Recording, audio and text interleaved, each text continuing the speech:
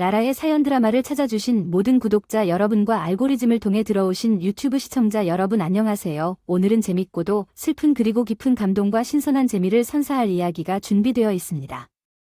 모두 당신의 감정을 자극할 이야기니까 귀 기울여 주세요. 오늘 소개할 이야기는 흑수저 남성의 힘든 삶에 대한 이야기예요. 설렘과 감동이 가득한 서울의 여성분의 이야기입니다. 전쟁에서 독립하여 많은 것을 잃은 이 부부. 그 중심에 서 있는 아내는 어쩌면 자신의 아름다운 사랑을 찾는 중이실지도 모릅니다. 오늘의 이야기를 들으면서 여러분은 감정 가득한 여정 속으로 빠져들게 될 것입니다. 감동적인 사연 속으로 푹 빠져주시길 바라며 이야기를 시작하겠습니다. 감사합니다. 게으름뿐만 아니라 많은 문제가 있었어요.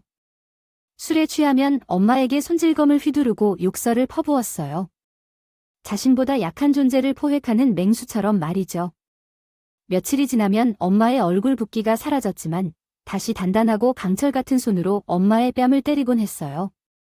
당신이 군대에서 해산당한 것으로 인한 분노였죠. 그럴 때마다 저는 엄마를 지키기 위해 선을 그었지만 저도 역시 뺨을 맞으며 지냈어요. 국민학생으로서 칼로 상처를 입었었는데 그런 나약한 아빠 밑에서 자랐다는 사실이 왜 그럴 수밖에 없는지 알 수가 없습니다. 아빠의 주류 중독과 폭력은 시간이 지나도 변하지 않았어요. 12살 때 아빠를 견딜 수 없다고 느낀 엄마가 반대를 무릅쓰고 마셨어요. 도망칠 때 나도 함께 데려갔으면 좋았을 텐데 그런 일은 없었기에 아빠의 분노 대상은 나 혼자였습니다. 어린 시절엔 아빠의 공격과 희생을 당하는 것이 일상이었어요. 그러나 전국 학교를 졸업하자마자 아빠를 피해 도시로 떠났습니다. 엄마가 한 것처럼 독립을 위해 노력했죠.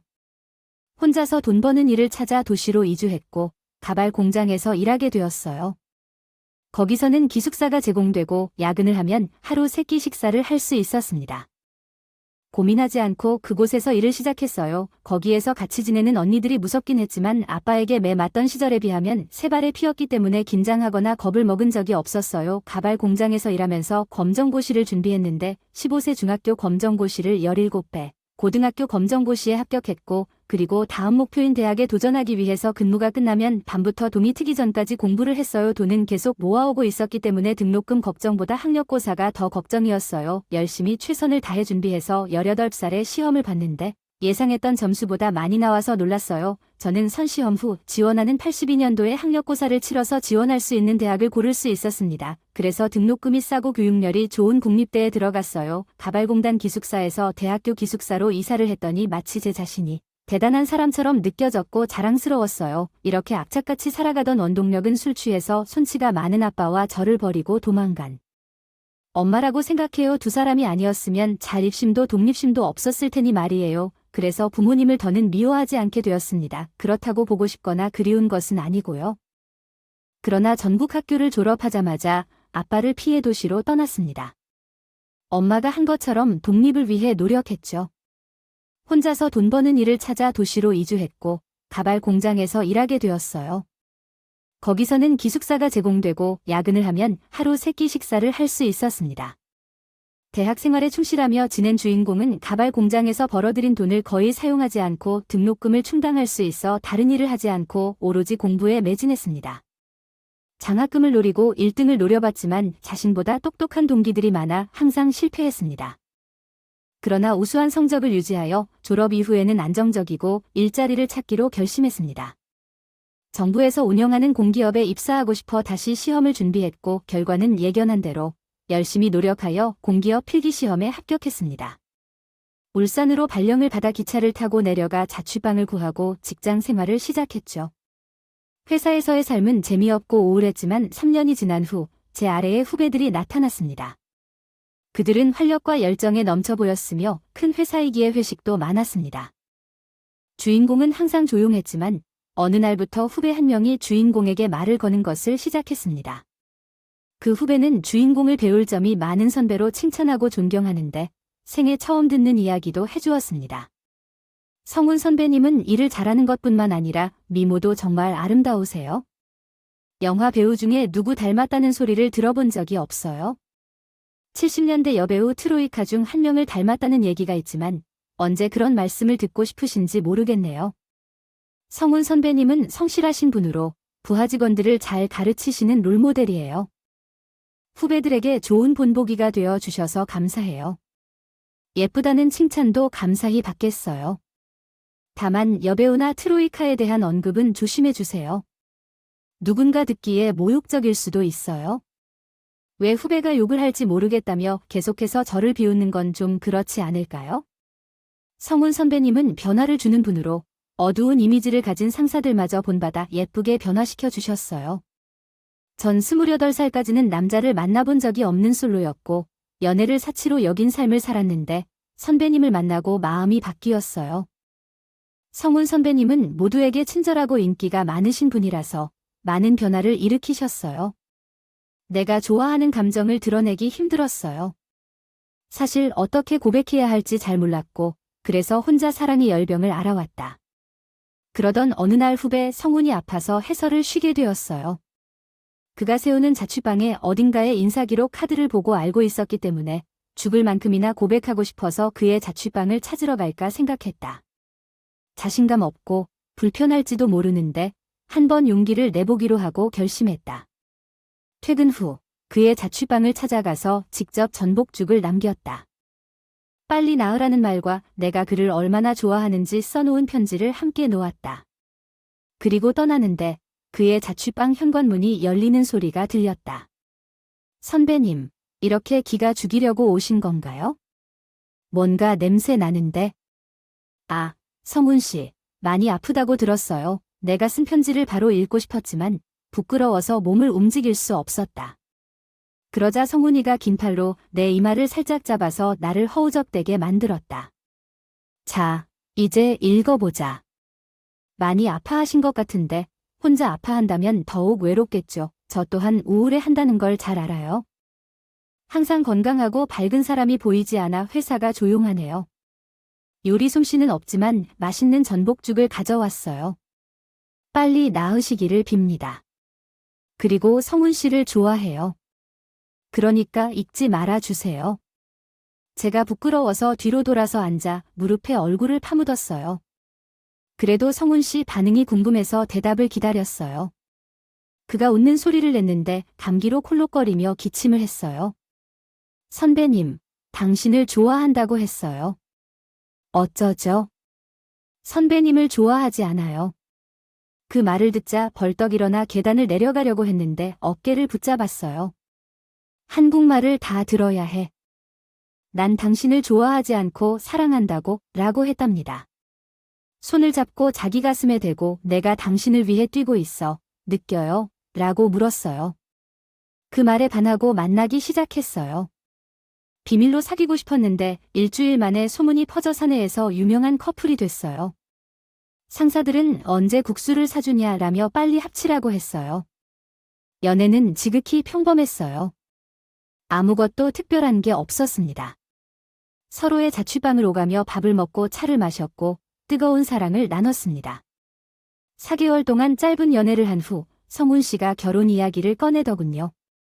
남들이 연애를 오래 해서 뭐가 좋겠느냐며 하루빨리 결혼해서 부부가 되어 매일 같이 눈을 뜨고 밤에는 서로의 등을 긁어줄 생각에 재미있고 유머 있는 청혼을 했습니다. 전에 부모님과 연락을 끊었고 의지할 남편이 있다면 좋을 것 같아서 그의 청혼을 받아들였어요. 얼마 지나 부모님께 인사드리러 가는데 시어머니 될 분을 만났어요. 성실하고 선량해 보이는 분이었고 대화도 꼭대도 없이 교양 있게 나누었습니다. 시아버지 될 분은 말이 별로 없어서 많이 대화하지는 않았지만 친절하게 저를 대해주셔서 기분이 좋았어요. 제가 부모님에 대한 이야기와 어려운 어린 시절을 솔직히 이야기하자 많이 놀라셨지만 성욱 씨는 온실에서 키워지는 화초같이 소중히 성장한 반면 저는 흙바닥을 맨발로 달리듯 자란 야생마처럼 자랐기 때문이었겠지요. 부모님과의 문제로 연락을 끊어도 나중에 문제가 될 것 같다는 생각에 반대하신 거죠. 입장을 내놓으셨구나. 사실 저도 어느 정도는 예상하고 있어서 크게 상처받지는 않았어요. 첫 술에 배부를 일이 없었으니까요. 제가 며느리가 되려 노력하다 보면 어제 하나 성훈 씨를 남편으로 찾아 할 수 있을 거라 믿었답니다. 그래서 시어머니를 찾아뵈려고 했는데 안타깝게도 잘 만나주지 않으셨어요. 아양 떨며 딸 노릇을 해보려고 했는데 시작부터 벽이 높았죠. 그래서 계획을 바꿔서 시아버지를 공략하기로 했습니다. 성우 씨 말을 들어보니 아버님 취미가 주식 투자라고 했어요. 제가 앞에는 말씀드리지 않았지만 가발 공장에서 모은 돈을 대학 등록금으로 불리려고 주식이 조금 투자를 해서 재미를 봤답니다. 이후 매일 주식을 공부하고 투자하면서 재테크로 꽤 많은 돈을 벌었죠. 그래서 제 능력을 발휘하려고 시아버지를 만나 뵙고 주식을 몇 개 추천해드렸습니다. 그러니까 성경이 내가 주식으로 본 돈이 1,000만 원이 넘는다고 네, 아버님 주식 공부가 취미인데다 운도 좋은 편이라서 종목을 아주 잘 골라. 제가 추천해드린 것을 투자하시면 재미 좀 보실 거예요. 오, 그렇단 말이지. 알았다. 내가 널 믿어보마.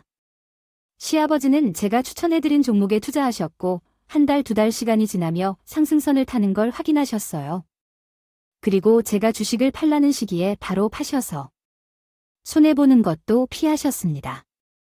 제 덕에 큰 돈을 벌었다며 기뻐하신 아버님은 저에게 소고기를 사주시며 말씀하셨어요.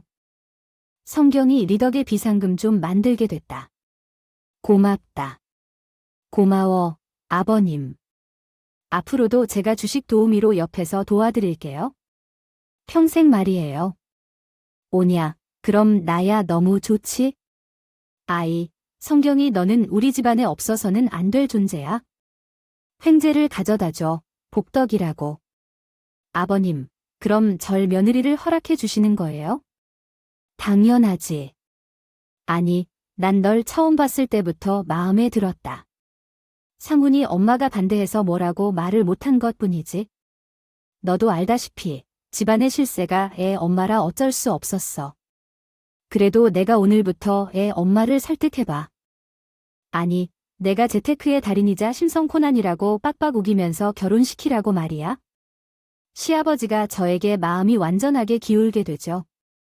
시어머니에게 입김을 많이 넣으셨어요. 똑똑하고 현명하나 이러며 엄청 자랑을 하셨다네요. 이후 시어머니를 다시 만나게 된 건 넉 달 만이었어요. 처음 반대했을 때보다 유순한 태도로 말씀하셨습니다. 아가씨도 참 즐기네. 내가 몇 달 안 만나주면 포기할 줄 알았더니 내 남편을 9월 삶은 거야?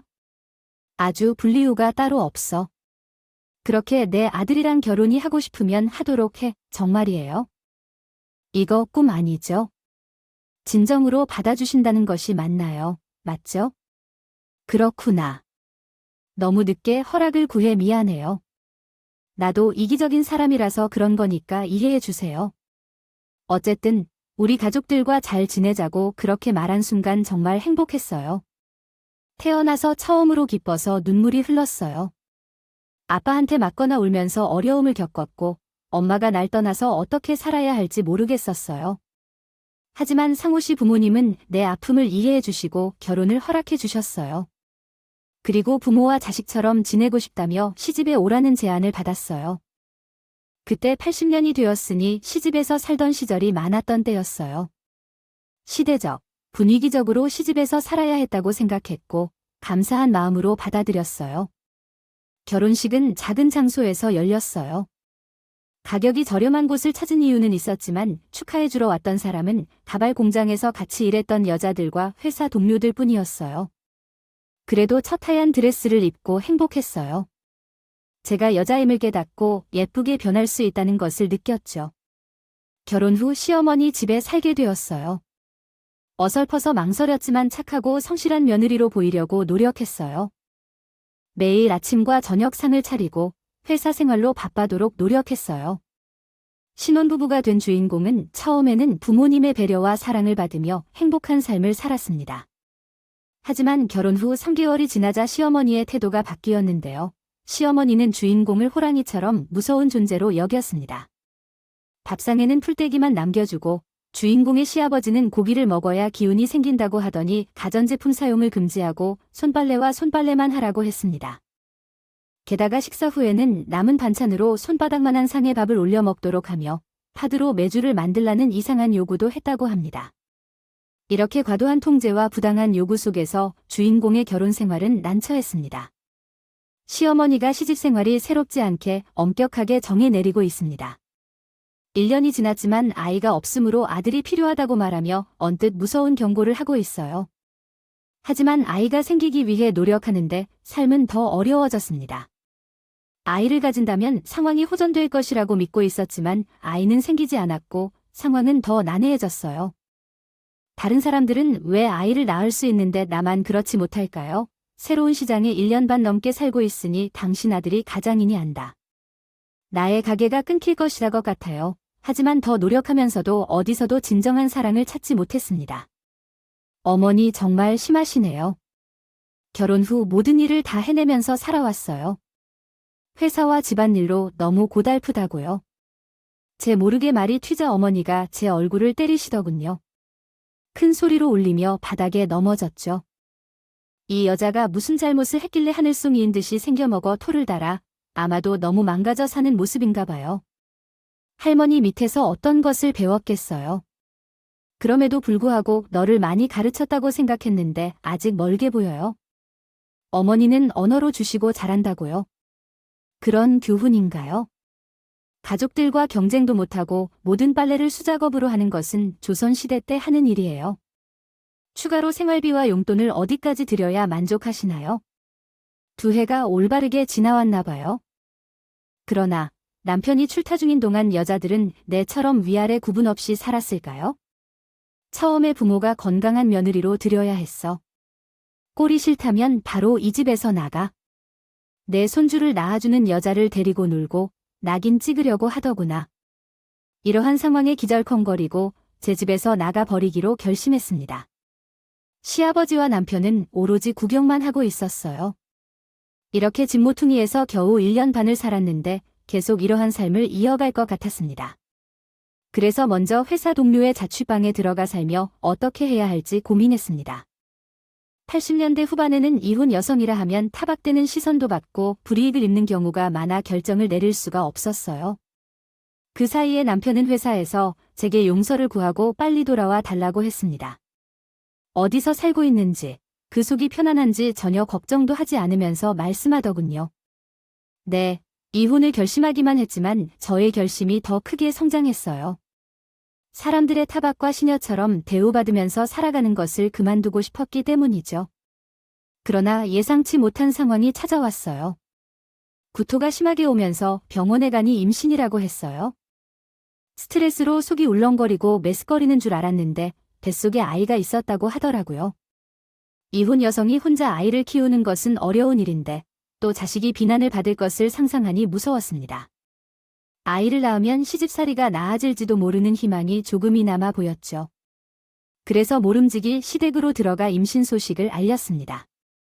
금일이어 시어머니는 내가 아무런 일 없이 따라왔던 것처럼 저를 맞아주셨고 나에게 미안하다는 사과도 했습니다.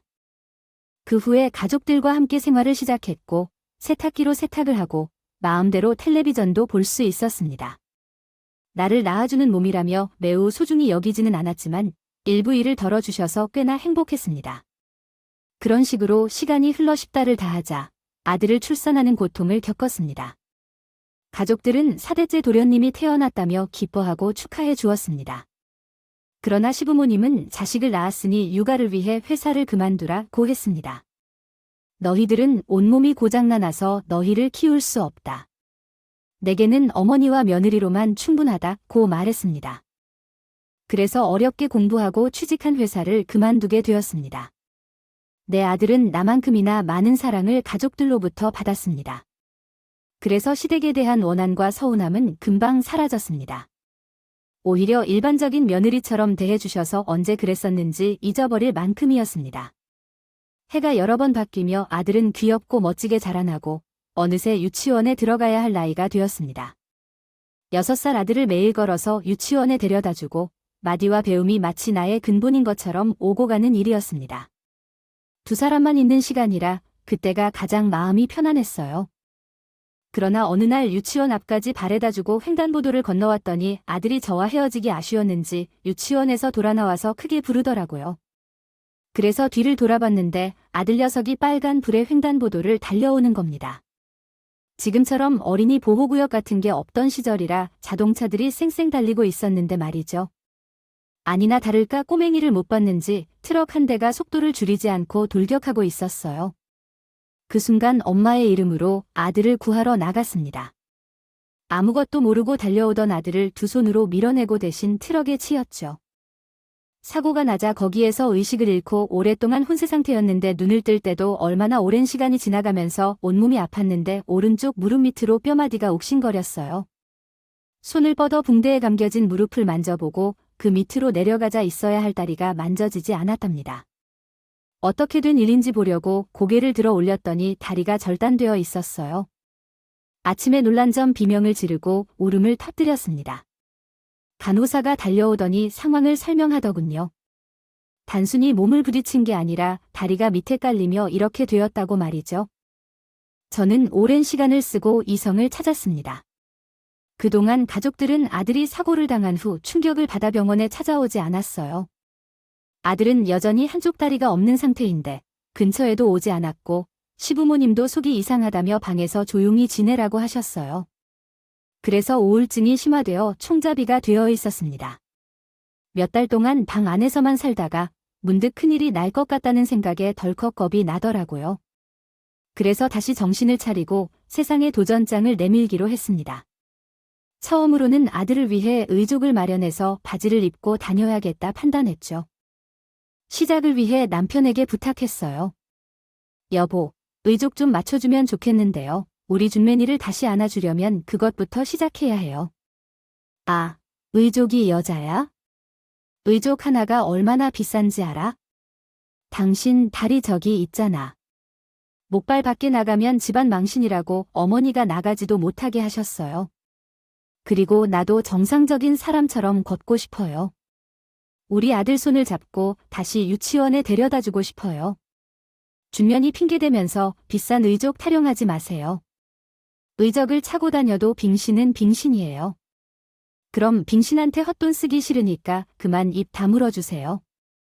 당신 말 다 했어요. 어떻게 하나요? 있는 마누라한테 빙신이라고 할 수 있어요. 다른 것도 아니고 우리 중년이를 구하다 이렇게 된 나를 그런 식으로 말할 수 있는 거예요? 당신이 끝까지 중년이를 주지 않아서 이런 일이 생겼어요. 뭘 잘했다고 하늘 같은 남편한테 어리석을 높여 그는 고함을 치며 두툼한 손으로 제 뺨을 날렸어요. 똑같이 뺨을 날려주려는데 중심을 잡지 못하고 다시 바닥으로 넘어지고 말았어요. 그러다가 남편은 이 빙신의 화상아, 아이고 가지가지 한다고 하더라고요. 그냥 자빠져 있어. 너 헛소리 하거나 까불었다가 싸대기가 아니라 주먹으로 맞을 줄 알아라고 겁을 줬어요. 너무 속이 상해서 시부모님께 말씀드려봤지만 두 분은 당연히 남편 편을 들었어요. 왜 괜히 의적 사달라고 해서 잡음을 만드느냐며 주제 파악하고 집안에 박혀 있으라고 말했어요. 당신은 무례한 말을 하셨군요. 그래서 제 통장을 확인했더니 내 아들에게 모든 돈을 쓴 것 같아서 남아있는 돈조차 없는 상황이었습니다. 결국 재산 상속을 받아서 살아가는 희망도 무너졌어요. 어쩔 수 없이 목발을 짚고 평범한 삶을 살아보려고 했습니다. 먼저 아침에 아들을 유치원에 데려다 주려고 옷을 입고 나왔는데 그때 시어머니가 아들을 등 뒤로 숨기며 화를 내더군요. 너 뭐 하는 거야? 준면이가 무서워하니까 내가 다니라고 말했잖아.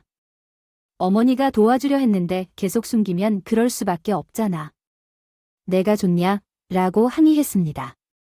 이제 엄마 역할을 할 테니까 아들을 안전하게 데리고 갈 테니까 안다. 이젠 부엌에서 숨지 마시고 바로 방에 가서 잠들어. 얼굴 찢어버리기 전에.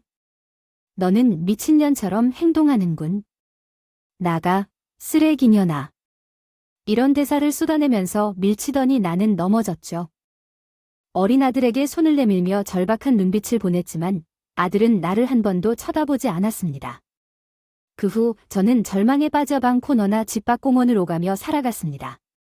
그저 모든 것이 막힌 것처럼 다른 해결책을 찾지 못한 채의 삶이 이어졌어요. 이런 최악의 시간을 보내고 있던 중 남편이 의심스러운 행동까지 했습니다. 여자 향수 냄새가 진동하는 것은 기본이었고 새벽마다 울리는 전화벨을 받고 거실로 나가서 오랫동안 통화를 하더라고요. 이건 분명히 외도를 의미한다는 걸 알았죠.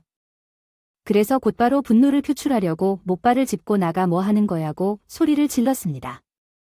당신은 지금 누구랑 통화하는 거야? 외도하는 거 맞지? 마누라는 사고 후유증으로 힘든 시간을 보내고 있는데 당신은 딴 여자랑 재미 보고 있는 거지? 아, 깜짝이야. 맨날 게을르게 퍼질려다가 눈치도 못 챌 줄 알았는데 웬일이래? 그래, 나 애인이 있다. 그것도 아주 오래되네. 너 같은 노땅이라고 사니까 금세 질려서 어리고 탱글탱글한 애랑 사귀고 있어. 언제 말할까 했는데 잘 됐네. 병신이랑 같이 살기 싫었는데 말이야. 뭐 잘못했다고 비는 것도 아니고 오해라고 잡았다는 것도 아니고 애인 사귄다고 자랑질을 해. 당신 준미 언니한테 부끄럽지도 않아? 응, 안 부끄러운데. 오히려 멀쩡한 새엄마를 만들어주는 것이 옳은 일이라는 생각이 들어서. 내가 현명하게 처처했다고 생각해. 긴 뭐 할 것 없이 우리 이혼하자. 당신도 우리 집에서 빙신 처지하면서는 살기 싫잖아? 혼자 시작할 수 있게. 위자료는? 내 아들을 돌봐줄게. 잠깐. 혼자 나가도록 하라는 새엄마를 만들어주겠다는 말. 그게 무슨 소리야?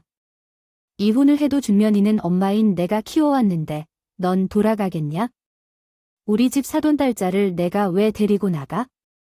괜히 까불지 말고 위자료를 받고 떨어져. 알아들었으면 입 다물고 들어가서 자. 부모님들이 깨어날 것 같으니까 바람부리는 남편이 태어나게 하지 말라는 것까진 참을 수 있었지만 아들을 두고 혼자 살라고 하니 너무 억울하고 화가 났어요. 그래서 칠 수밖에 없게 큰 소리를 질렀어요. 너랑 이혼해도 준면이는 내가 키울 테니까. 너희 식구들처럼 선물 같은 인간들 손에는 맡기지 않겠다고 그 말을 들은 후 시어머니가 거실로 뛰쳐나오셨어요. 상황을 파악하시고 시어머니가 쟤를 힘껏 밀치더군요.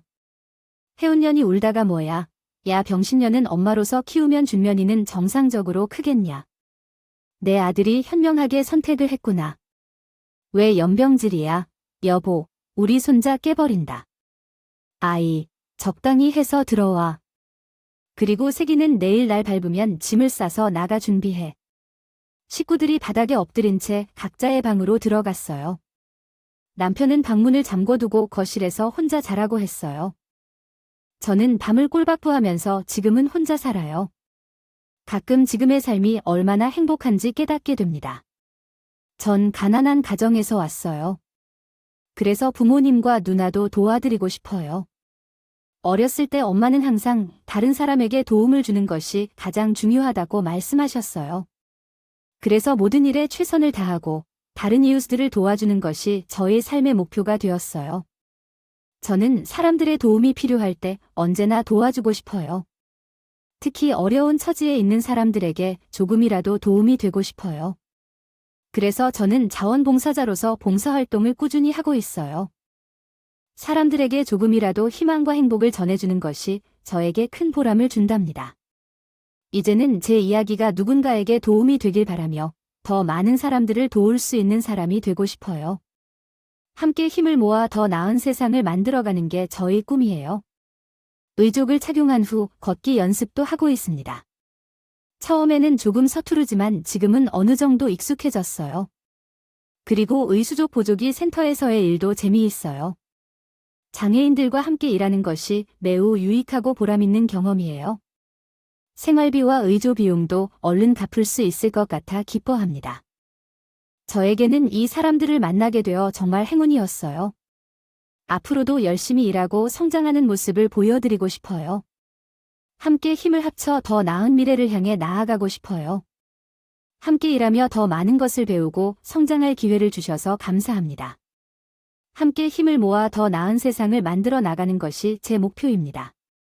감사합니다. 얼마 지나지 않아 가볍게 뛰는 것도 가능해졌습니다. 그렇게 밝은 모습으로 돌아와 열심히 일하며 살아가는데 몇 년 뒤 사장님이 전 여자로 보고 있다고 고백했어요. 제가 동일한 돌체의를 가지고 있는 것에다 자식들이 다른 배우자 아래에서 자라는 것까지 똑같았어요. 고민을 거듭했지만 제 인생을 구제해주고 성품도 훌륭한 사람이라 감사하게 사랑을 받아들였어요. 첫 남편은 보조기를 판매하는 보통의 남자인 줄 알았는데 그는 장애인 재단을 운영하는 단장이었어요. 교회에 다녀간 어머니는 장애인이셔서 그에게 영향을 받았다고 했어요. 고인의 어머니는 금수저로 태어나 돈을 평생 먹고 사는 생활이라고 했어요. 그래서 나 같은 장애인을 취직시켜 주기도 하고 여러모로 도움을 주고 있어요. 남편과 오랫동안 행복하게 살았어요. 세 번째, 남편과 함께 서서히 건강하고 평온하게 잘 살았어요. 어느 날 환갑이 된 저에게 반가운 전화가 왔어요. 맑게 웃으며 통화를 마쳤더니 남편이 내가 무슨 일인지 물었어요. 여보, 왜 그렇게 웃는 거야? 좋은 일이 생겼나 봐. 응, 파티가 열릴 거야. 축하 파티이자 제외 파티. 너 좀 도와줄래? 경호원 몇 명 데리고 같이 가자. 그리고 누가 어디에 초대했는지 알려주었답니다. 어떤 파티인지는 잠시 후 말씀드리도록 할게요. 약속한 파티의 날이 다가오자 저와 남편은 우람한 경호원 10명을 데리고 결혼식장으로 향했습니다. 그곳이 저에게 30년 만의 복설정서였죠. 조금 늦게 도착한 저희 무리는 바로 예식장 안으로 들어갔어요. 어두운 객석을 지나 혼주석으로 가서 신랑 엄마 자리에 앉아있는 여자에게 말했습니다. 이봐, 여기 내 자리니까 비켜먹고. 너 누군데 지랄이야. 내가 신랑 엄마야. 나 준면이 친보다 차면아. 당장 내 자리에서 비켜. 사실 아들이 20살이래요. 독립을 했을 때 절 찾아왔어요. 어렸을 때는 철이 없어서 엄마를 무서워했다면서 사춘기에 접하며 사무치게 그리웠다고 했죠. 저희 모자는 상봉한 뒤 남편과 오랫동안 행복하게 살았어요. 세 번째, 남편과 함께 서서히 건강하고 평온하게 잘 살았어요. 어느 날 환갑이 된 저에게 반가운 전화가 왔어요. 맑게 웃으며 통화를 마쳤더니 남편이 내가 무슨 일인지 물었어요. 여보, 왜 그렇게 웃는 거야? 좋은 일이 생겼나 봐. 응, 파티가 열릴 거야. 축하 파티이자 제외 파티. 손가락으로 신호를 했습니다. 그러자 상간여자는 안 나가고 버티려고 했는데 전 남편이 나를 많이 보더니 상간녀에게 말하더군요. 당신 자리 아니야. 저 사람 자리지. 뒤에 가서 구경하던지. 여보, 그게 뭔 소리야? 준면이 엄마는 나잖아. 어허, 여기 생모가 왔으니까. 당신은 뒤로 빠지라고. 상간녀는 황당하고 기가 막힌다고 하며 버텼지만 제 경호원들에게 끌려 뒤로 물러났습니다. 그리고 전 남편을 내려다보며 말했습니다. 야, 당신 많이 늙었다. 성격이 개차반이라 그런지 인상이 많이 구려졌네. 뒤에 있는 당신 부모들도 마찬가지고 말이야. 오랜만에 만나서 왜 그래? 당신, 근데 어떻게 지냈어? 때깔이 장난 아닌데. 아이, 50대 초반이라고 해도 믿겠다. 지금 의족을 차고 있는 거야? 아이, 감쪽 같아서 내가 장애인인 줄도 몰라봤어. 몰라보겠어. 그럼 내가 확인시켜 줄게. 전 의결로 전 남편의 정강이를 세게 걷어차며 오랜만에 만나서 인사가 너무 거친 거 아니야? 저 자리가 30년 만에 나타나서는 아니네. 아들은 해코지를 하고 있네. 야, 이 병신년아. 접신물에 코 박고 되지기 싫으면 조용히 앉아 있어. 내가 하객들 때문에 너 봐주는 줄 알아라. 저 할망구 여전히 입이 걸걸하시네. 당신의 팔순이 넘으셨죠.